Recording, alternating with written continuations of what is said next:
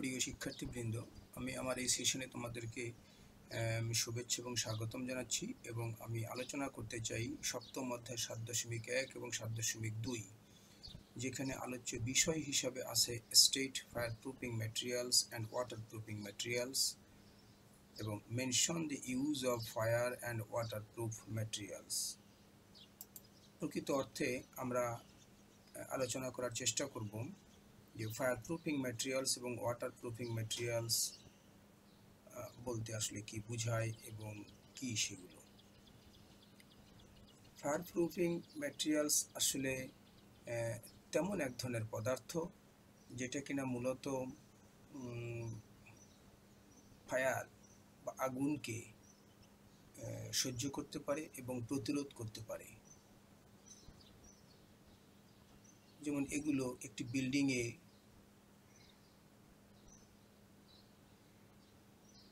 ব্যবহার করা হবে যাতে কিনা আগুনের কারণে তার যে কাঠামোটি সেটি ধ্বংস না হয়ে যায়। একই সাথে কোনো একটি বিল্ডিংয়ের বা কোনো একটি অবস্থানের যে সকল বসবাসকারী আছে, যে সকল প্রাণী আছে, তাদের যেন নিরাপদ আগুনের কারণে নিরাপদ বহির্গমন অথবা সেখান থেকে আগুন থেকে দূরে সরে যাওয়ার জন্য যে একটি ব্যবস্থা থাকা দরকার, সেরকম যে প্যাসেজগুলো বা পথগুলো, সেগুলোর ক্ষেত্রে এই ফায়ার প্রুফিং ম্যাটেরিয়ালসগুলো ব্যবহার করা হয় যাতে কিনা সে খানিকটা সময় ধরে আগুনকে প্রতিরোধ করতে পারে। সেই বিল্ডিং হোক, সেই পথ হোক, সেই ব্যবস্থা হোক, সে যেন ধ্বংসে পরিণত না হয়। এটাই হচ্ছে ফায়ার প্রুফিং ম্যাটেরিয়ালস, যে কিনা নির্দিষ্ট একটি সময় পর্যন্ত আগুনকে সহ্য করতে পারে এবং আগুনের ক্ষতি থেকে সকল কিছুকে রক্ষা করতে পারে।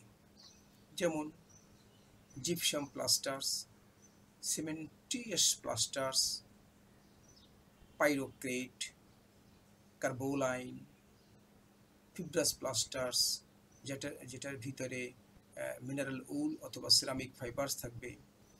গ্লাস একটি নির্দিষ্ট পর্যায় পর্যন্ত সে সহ্য করতে পারে। এই হচ্ছে ফায়ার প্রুফিং ম্যাটেরিয়ালসগুলো। একই সাথে যদি আমরা দেখার চেষ্টা করি যে ওয়াটার প্রুফিং ম্যাটেরিয়ালস এটা কি। ওয়াটার প্রুফিং ম্যাটেরিয়ালস আসলে সেইগুলো কি বলা হবে যেগুলো মূলত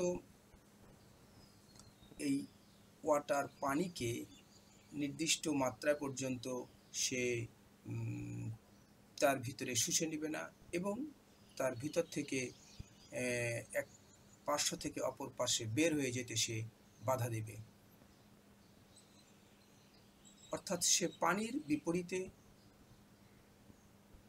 দুর্ভেদ্য করে তুলবে পানির যাতায়াত ব্যবস্থাটাকে। এটাকে চিহ্নিত করা হবে ওয়াটার প্রুফ ম্যাটেরিয়ালস হিসাবে। যেমন আমরা বলতে পারি rubber, polyvinyl chloride, polyurethane, silicone elastomer, wax অর্থাৎ মোম যেগুলো, সেগুলো কোনো কোনো অংশে ব্যবহৃত হবে। মূলত এটি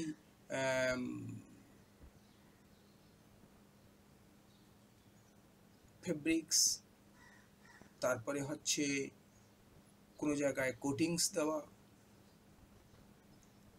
এবং কোনো জায়গায় লিক প্রুফ করার জন্য সিল হিসাবে ব্যবহৃত হবে হয়ে সে অবজেক্ট এবং স্ট্রাকচার যেটারই হোক সেখান থেকে ওয়াটার ড্যামেজটাকে রক্ষা করবে। এটাই হচ্ছে ওয়াটার প্রুফ ম্যাটেরিয়ালসের সংজ্ঞা বলা যেতে পারে। কি কি ম্যাটেরিয়ালসগুলো স্পেশালি ওয়াটার প্রুফ ম্যাটেরিয়ালসে ব্যবহৃত হয় সেটা হতে পারে। এই হচ্ছে বিষয়। কিন্তু আমরা যদি একটু দেখার চেষ্টা করি যে এর ব্যবহারটা কোথায়? যেমন করে একটু আগেই বলা হচ্ছিল যে ফায়ার প্রুফ ম্যাটেরিয়াল সেগুলো যে কিনা নির্দিষ্ট একটি মাত্রা পর্যন্ত, সময় পর্যন্ত আগুনকে প্রতিরোধ করতে পারে এবং সহ্য করতে পারে, এবং করে সে কি করে, সে কোনো কাঠামোকে রক্ষা করার চেষ্টা করে, তার অধীনে থাকা বস্তু, প্রাণী সকল কিছুকেই সে রক্ষা করতে চেষ্টা করে। সেজন্যই এই ফায়ার প্রুফ ম্যাটেরিয়ালস স্পেশালি ব্যবহার করা হবে দালান কোঠায়, কাঠামোতে ফায়ারের সান্নিধ্যে আসতে পারে এমন কোনো ইকুইপমেন্টসে ইত্যাদি। সে কি করতে পারে ব্যবহার করে, যেমন একটু আগে বলা হচ্ছিল, মূলত সে সেই কাঠামোকে রক্ষা করবে এবং এর অধীনে বা এর নিয়ন্ত্রণে থাকা যে সকল বস্তু এবং প্রাণী আছে তাদেরকে নিরাপদ অবস্থায় খানিকটা সময় আগুনের বিপরীতে রাখার জন্যই মূলত ফায়ার প্রুফ ম্যাটেরিয়ালস ব্যবহৃত হয়। ওয়াটারপ্রুফ ম্যাটেরিয়ালসের কথা যেমন বলা হচ্ছিল যে মূলত এটি ওয়াটার ড্যামেজ বা লিকেজকে রক্ষা করা না হতে দেওয়া, প্রতিরোধ করার জন্যই, দুর্ভেদ্য করার জন্যই মূলত ব্যবহার করা হয়। হতে পারে সেটা বিল্ডিংয়ে, হতে পারে বিভিন্ন রকমের স্ট্রাকচারে, হতে পারে বিভিন্ন রকমের বস্তুতে, এবং কখনো কখনো ক্লোদিংয়ের কাজেও, ক্লোদিংয়ের ক্ষেত্রেও ওয়াটারপ্রুফ ম্যাটেরিয়ালস ব্যবহার করা হয়। মূলত এটি ব্যবহৃত হয়ে ময়েশ্চার, হিউমিডিটি এগুলোর থেকে আমাদের অবজেক্টকে, স্ট্রাকচারকে সে রক্ষা করে, কিসের কলুশন থেকে রক্ষা করে, এরকম একটি বিষয়। যেমন আমরা বলছিলাম যে rubber, polyvinyl chloride, polyurethane, silicone elastomer, fluoropolymers, wax, এই যে পদার্থগুলো সবগুলোই আমাদের এই ওয়াটারপ্রুফ ম্যাটেরিয়ালস হিসেবে ব্যবহৃত হবে। উদ্দেশ্য একটি, সেটা হচ্ছে পানির বিপরীতে সে তার মূল কাঠামোকে রক্ষা করবে, নিজের ভিতরে পানিকে শোষণ না করে এবং একই সাথে পানিকে লিক করতে না দিয়ে। প্রিয় শিক্ষার্থীবৃন্দ, আশা করি ফায়ার প্রুফিং ম্যাটেরিয়ালস এবং ওয়াটার প্রুফিং ম্যাটেরিয়ালস কি, কেন এবং এদের ব্যবহার কোথায়, এই বিষয়ে তোমরা খানিকটা শুনতে পারলে।